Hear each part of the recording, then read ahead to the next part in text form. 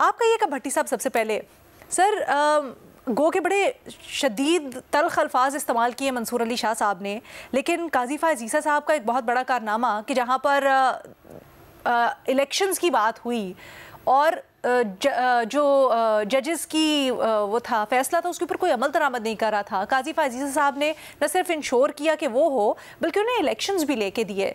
लेकिन फिर भी ये जो तफरीक पैदा करने का एक लेबल लग गया है उनके ऊपर, ये इसको किस तरह देखते हैं आप? मैडम शेख, अल्लाह का लाख लाख शुक्र कि पाकिस्तान की 77 साला तारीख़ का एक मुतनाज़ तरीन, जानबदार तरीन और स्याह फ़ैसलों वाले जज जस्टिस काजी से जान छूट गई। शुक्र अल्हम्दुलिल्लाह, और मैं अल्लाह का लाख लाख शुक्र अदा करता हूँ।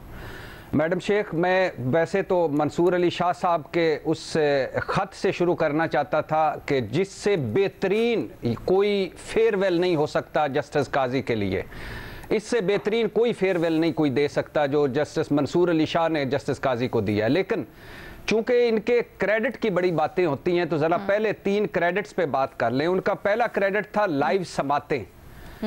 काजी साहब ने लाइव समातें की और इसका क्रेडिट लिया, लेकिन फिर अल्हम्दुलिल्लाह वो नैब तरामीम केस जिसमें इनको पता था इमरान खान वीडियो लिंक के ज़रिए पेश होंगे, उसमें एडवोकेट जनरल केपी ने दरखास्तें की, तहरीरी दरखास्त दी, मुस्तरद कर दिया, लाइव समात नहीं होने दी, अपना क्रेडिट खुद ही ख़त्म कर दिया क्योंकि इमरान खान उसमें वीडियो लिंक के ज़रिए पेश हो रहे थे।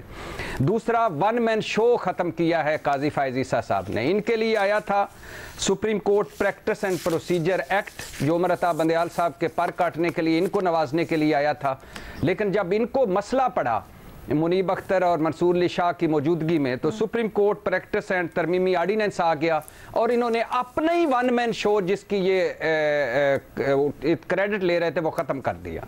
तीसरा जो आपने जिक्र किया कि इन्होंने इलेक्शन की डेट लेकर दी, मैडम शेख कभी गौर किया है कब लेकर दी थी? जब उमर अता बंदयाल साहब और उनका बेंच कह रहा था कि इलेक्शन के 90 दिन के अंदर ज़रूरी है, उस वक्त ये खामोश रहे। सुप्रीम कोर्ट की तकसीम में किरदार बने, सुप्रीम कोर्ट पर चढ़ाइयाँ होती रहीं, जजेस के कंडक्ट और किरदार पर बातें होती रहीं, ये खामोश तमाशाई बने रहे और सुप्रीम कोर्ट को तकसीम किए रखा। और एक उन लम्हों में जब पार्लियामेंट सुप्रीम कोर्ट पर चढ़ाइयाँ कर रही थी, ये जश्न आइन की आड़ में आसफ अली जरदारी और इसाक डार के दरमियान बैठे हुए थे, जो कि अगर बाकी सारा भी छोड़ दें, जिससे तासुर गया कि सुप्रीम कोर्ट तकसीम हो रही है।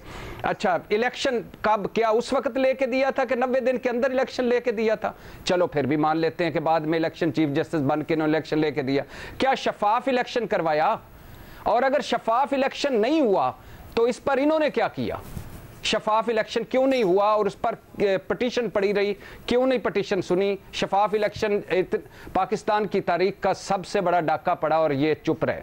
मैडम शेख, ये चीफ जस्टिस फ़ायज़ ईसा काजी हुदैबिया जैसा open and shut corruption case औशफ शरीफ का बंद करने वाले, ताहयात नाहली नवाज शरीफ साहब के लिए ख़त्म करने वाले, नैब तरामीम, नैब के मुलजमों और मुजरमों ने जो नैब तरामीम की थी उनको जायज़ करार देकर NRO देने वाले, सिर्फ 63A केस का उस वक्त फैसला करने वाले जब हुकूमत को लोटाक्रेसी की, लोटों की ज़रूरत थी, इन्होंने फ़ौरन लोटाक्रेसी जायज़ करार दे दी और कहा कि 26वीं आईनी तरमीम मंजूर कर लें जाएँ।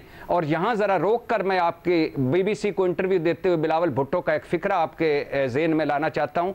काजी साहब के बिना 26वीं आईनी तरमीम नामुमकिन थी बिलावल भुट्टो। तो अब ये सारा आप देख लीजिएगा। अच्छा, फिर बल्ला छीना एन इलेक्शन से पहले एक पाकिस्तान की सबसे बड़ी सियासी जमात को टेक्निकली नॉकआउट कर दिया, इलेक्शन से बाहर कर दिया। पाकिस्तान की तारीख का सबसे बड़ा इलेक्शन डाका पड़ा, ये चुप रहे। पाकिस्तान की सबसे बड़ी सियासी जमात से सियासी स्पेस, प्लेइंग फील्ड छीन ली गई, ये चुप रहे। रिकॉर्ड चादर 4 दीवारियों के तकद्दुस की पामालियाँ हुई, ये चुप रहे। रिकॉर्ड बुनियादी इंसानी हकूक़ की खिलाफ वर्जियाँ हुई, ये चुप रहे। रिकॉर्ड जाली झूठे मुकदमे, मन घड़त मुकदमे बने, ये चुप रहे। सुप्रीम कोर्ट पर चढ़ाइयाँ हुई, ये चुप रहे। जजेस के घटिया किरदार खुशी हुई ये चुप रहे, और इनके लिए हुकूमत लाई थी supreme court practice and procedure act, 2-3 जुमले रह गए, और इनके लिए लाई हुकूमत सुप्रीम कोर्ट प्रैक्टिस एंड तरमीमी ऑर्डिनेंस। हम ख्याल बेंचों से इनको बड़ा प्रॉब्लम था, अपने दौर में बनाते रहे, फुल कोर्ट नहीं बुलाते थे। उमर अता बंदयाल साहब ये तनकीद करते थे, अपने दौर में मंसूर अली शाह साहब ने कहा दरखास्त की तहरीरी, फुल कोर्ट नहीं बुलाया। अब मैडम शेख आखिरी जुमला पढ़ना चाहता हूँ फिर एक मरतबा, हालांकि आपने पढ़ दिया है। जस्टिस मंसूर अली शाह साहब, शुक्रिया आपका, आपने मेरी तरफ से इस कौम की तरफ से एक फेयरवेल दिया है जस्टिस काजी को। आखिरी जुमला है, जस्टिस काजी का दौर इंतकाम पसंदी और इंतजामी अमूर में कोताही के हवाले से याद रखा जाएगा। ये जस्टिस मंसूर अली शाह कह रहे हैं, जिसमें कोई वकार ना था, दोबारा कह रहा हूं, जिसमें कोई वकार ना था। रेफरेंस में शामिल होकर ऐसे दौर का जश्न मनाने से पैगाम जाएगा कि अपने इदारे को नीचा दिखाने वाला चीफ जस्टिस भी काबिल इज्जत करार दिया जा सकता है। माजरत खां हूं, मैं ऐसे चीफ जस्टिस के रेफरेंस में शिरकत नहीं कर सकता। अच्छा। और आखिर पे माजरत खां हूं काजी फायजी ईसा साहब, एक जुमला, माजरत खां हूं काजी फायजी ईसा साहब, जाते हुए मेरा दिल नहीं कर रहा था कि मैं ये तल्ख अल्फाज बोलूं, लेकिन आपने वो जख्म दिए बकौल जस्टिस मंसूर शाह जो हमारे दिलों में, ज़हनों में तादेर रहेंगे।